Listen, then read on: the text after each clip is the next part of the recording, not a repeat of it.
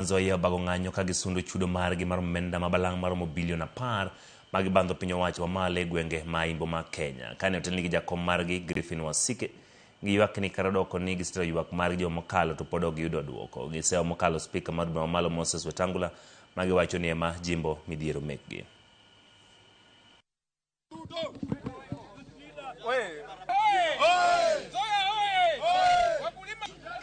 Asanteni sana.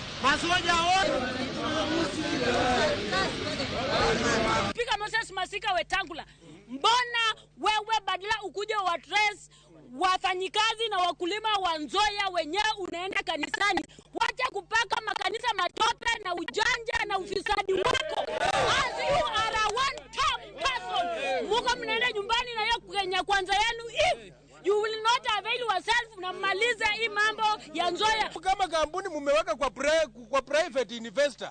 Mbona tena unakuja ati mwezi wa 6 unaweka kwa budget?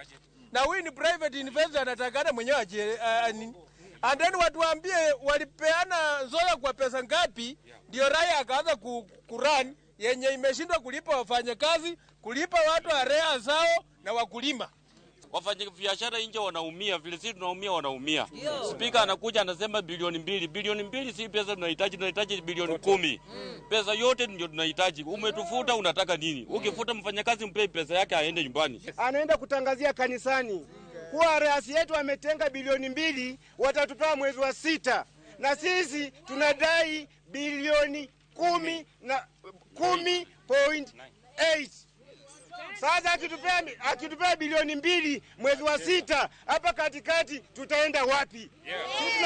Tunaomba spika, tunamheshimu spika, rudi huko vile walisema wamepigia siasa mbadi pesa zetu.